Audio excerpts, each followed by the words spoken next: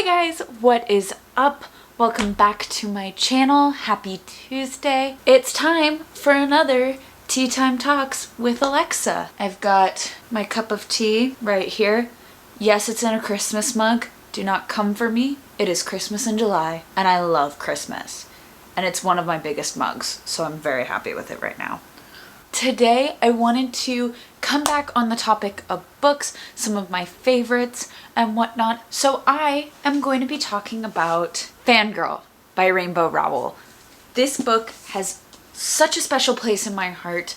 I have read it and reread it so many times. I basically know it by heart. And it is truly just such an amazing book. If you have not read it yet, I truly recommend that you should. It is such an amazing book, and what's wonderful about it is it takes place in the normal world, but it also somewhat takes place in the mythical world of Simon Snow, which lives in Cath's head. So Cath is the main character of the book, and the book is told from her perspective, but in the third person. And it is about her journey into university. It takes place throughout her entire freshman year of college, and it is split in the middle between her first and second semester, but mainly it is about her entire first year of university. And what's amazing about Cath is she is an introvert who is dealing with mental illness, but also is a famous fan fiction writer for the book series Simon Snow. And she writes a fan fiction called Carry On. Now, if Carry On sounds familiar, that is because Rowell also released Carry On a couple of years later, which is kind of a spin-off to Fangirl because it is technically the fan fiction that Cath writes, and it is told from the perspective of Simon Snow and Baz. It's really amazing. I'm not going to get super into it today, but I just wanted to show you guys the beautiful cover. I'm obsessed with this book. It's got the Watford school map in it, and I love this book. I have a very special connection to this book because it came out on my birthday, so I love it very much. What I love about Fangirl is it addresses so many different topics, but also addresses them really well. First off, it addresses entering a new environment with Cath and her twin sister Ren entering their first year of university and how they start to take different paths, which Cath is very uncomfortable with because she is so used to having her twin by her side at all times. And it's really cool to just see how someone who's not necessarily comfortable with the college environment kind of learns and develops in it. As someone who somewhat had a hard time with their first year of university and struggled with a lot of mental health problems throughout their first year, I find that Fangirl does a really good job addressing this and how hard it is to be away from home when you're very close to your family. Now, it is not specifically discussed what Cath may be suffering from mentally, but it is somewhat implied that she may be socially anxious as well as maybe suffering from some depression or other mental issues. I personally suffer from a little bit of social anxiety. It is not as crippling as Cath's, but I do have issues sometimes getting to know people and putting myself out there to get to know people. And a lot of people who know me may be like, I don't believe that. But some of my really close friends who have known me for a long time know that I get very uncomfortable in large crowds and large situations, and I tend to cling to the person that I know. Even in smaller group situations, when I really only know one person, it takes a little while for me to open up. So getting to see a character like Cath, who also struggles with putting herself out there and getting to know other people, was really interesting to me. And it felt so relatable reading about this character who was so into these fantasy worlds and loved to put all of her time into her writing.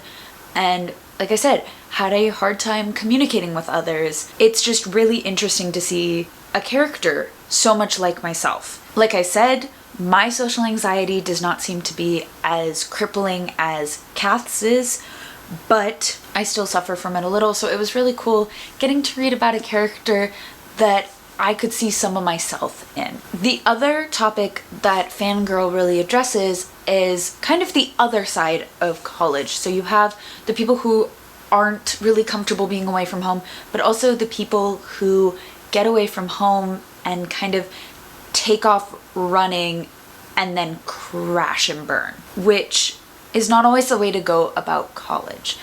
Kath's twin sister, Ren, ends up going through university, going out, partying, drinking a lot, and eventually ends up hospitalized because of alcohol poisoning. And that is a situation actually very common in universities. And I think it shows that sometimes when a child gets a new type of freedom, they run and run with it, and they don't know how to stop or put control on themselves. And it's just interesting to see this perspective in a book, and that Rainbow Rowell is willing to address such a heavy topic like alcohol poisoning. Another thing is Kath and Ren are children of divorce. Their mother and father split up when they were fairly young, or their mother more so left their father, and so you also deal with that relationship a little bit. They were raised by their father, and then their mother decides to kind of show herself back into their life, and Ren takes it a lot more graciously than Kath, but you can kind of see how sometimes your birth parents may not always be the best people in your life. It's hard to put it into words. Like I said, I recommend reading the book.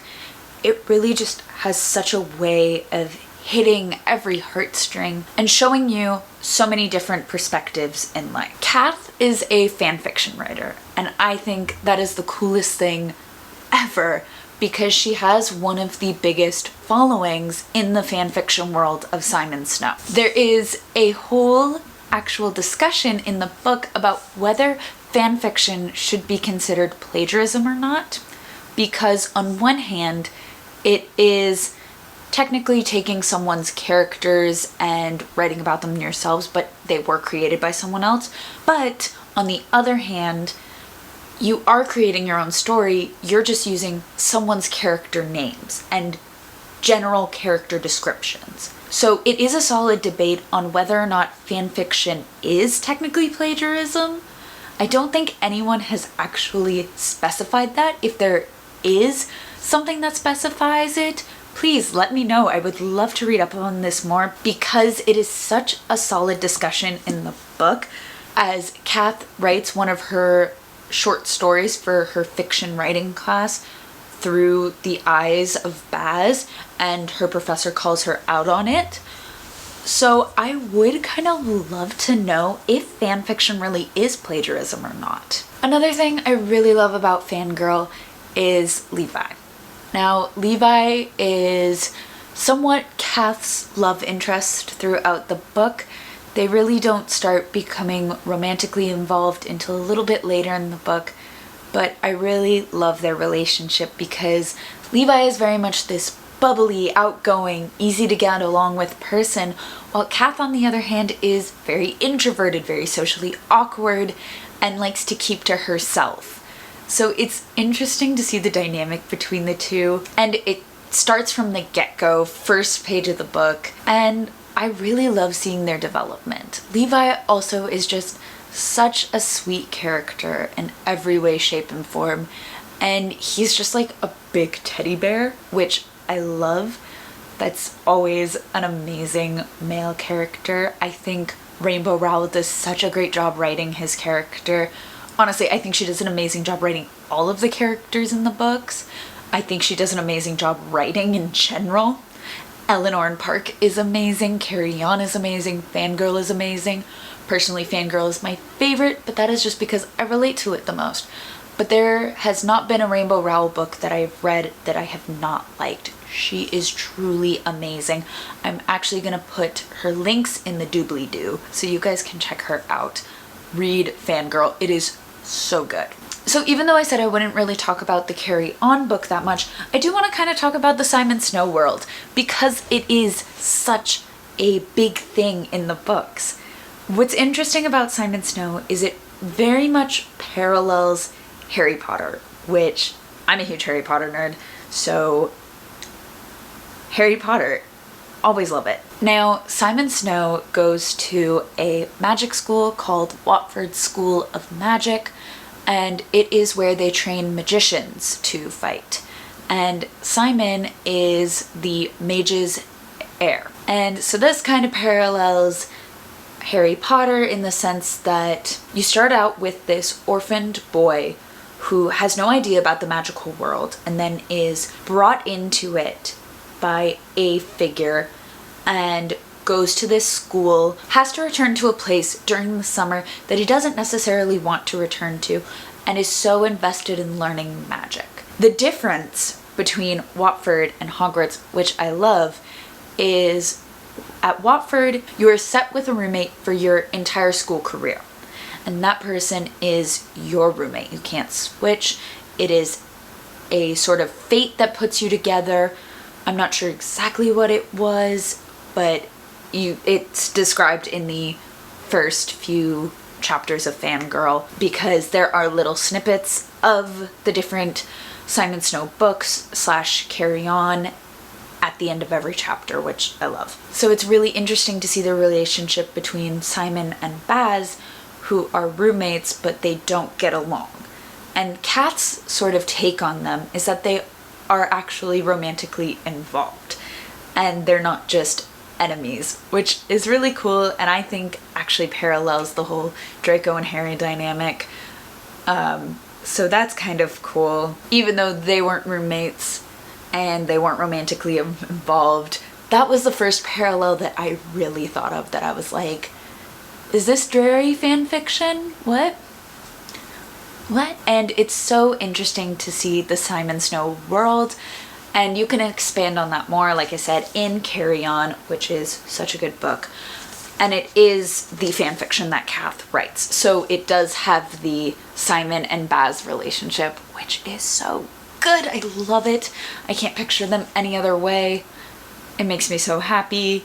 It obviously makes Kath so happy. And I think that's another reason why I love Fangirl. You really get to see how these magical and fantasy worlds have an impact on their readers and the people who may not necessarily live in them but want to live in them. As a fangirl myself, it felt so nice to read a book that put everything into words more so than anything else had ever. And it's also so cool to see how passionate Kath gets. As someone who gets super passionate about certain things, I'm literally known to a lot of my friends up at college as the Harry Potter girl. So I can parallel Kath in the sense that she was the Simon Snow girl and I'm the Harry Potter girl. Yes, I don't write fan fiction, but sometimes when you're so in love with something, people start associating you with that something. So like my best friend right now likes to laugh at me because I'm very much into Percy Jackson. Like I said, I'm rereading the books. And I'll make jokes like, oh, it's thundering. Zeus is gonna smite me again. Child of Hades. I shouldn't have been talking bad about him again. It's especially bad right now because it's summer in Florida, which means storms every day, 3 o'clock on the dot. And I have almost died multiple times trying to come home from class during this summer because of the rain. And there was one day this past week where you could literally see the lightning bolts in the sky, and I was like, please, Zeus, don't smite me. I swear I'll be good. Child of Hades, #1. So it is really cool to see a character like that in books, someone who really reminds fangirls of themselves. And yeah, I love this book so much. I reread this going into my freshman year of university, and now I'm going into my junior year of university, and it still has the special place in my heart as it did when I originally read it in high school too. Going into university, I really didn't know what to expect, and seeing myself in Kath and seeing how she was even able to conquer some of her own demons gave me a lot of the courage that I needed to be able to conquer some of my own. Now, I'm not gonna get super into, obviously, my demons and all that stuff. Child of Hades, you know how it goes. They're just skeletons popping up everywhere. And in the future, I am definitely going to do a video talking about my mental health journey and what I have gone through to get to where I am now, which is a very healthy and good place. But if you are someone who enjoys books that really go deeper into kind of a mental health place and show off very realistic characters who struggle with mental health, I really recommend Fangirl's one of the top ones, because Kath is just such a one-of-a-kind character. And the only time I've seen a character quite as similar to her would be Eliza and her monsters. And even then, they have such differences that set them apart, but certain traits that you can see the similarities in them. But I'm gonna talk about Eliza and her monsters another time. That is a video for the future. Right now, like I said, I'm talking about Fangirl. So on the back as well, there are different reviews for Eleanor and Park, which is Rainbow Rowell's other book that I have thoroughly enjoyed, and it's really amazing, and it's such a good kind of romantic book without being super cheesy romantic, but also just has these sweet tones to it. And one of the reviews is by John Green. Now, I love John Green. I've really recently been into watching Vlogbrothers and listening to Dear Hank and John, and I love John and Hank. It makes me so happy to watch their videos and everything. And I'm gonna do a video in the future about John Green books. I plan on reading Hank's book as soon as I finish rereading the Trials of Apollo series, and I'm gonna let you guys know once I read that, and I'll do a review of it here on the channel, or just talk about it. I'm not doing a review. I'm just gonna talk about it. I'm not a review channel. I just like talking about stuff. But I'm going to definitely rank my favorite John Green books in order. I recently reread Tiffios, and it took my heart through the grinder. I'm not gonna get into that right now, but I'm still bitter. And I reread it in April. But yes, Fangirl. I just love this book so freaking much, you guys. The characters are amazing. The story is amazing. If you are someone who is going to be entering college soon, I really recommend reading it because it does address a new college experience. And I think it addresses these struggles of entering college. Even though it's not completely centered around that story, it really opens your eyes to things that you might not get to see until you are standing farther back. So maybe once you've started your sophomore year, once you've started your junior year, and you can look back and say, oh, that's what it was talking about.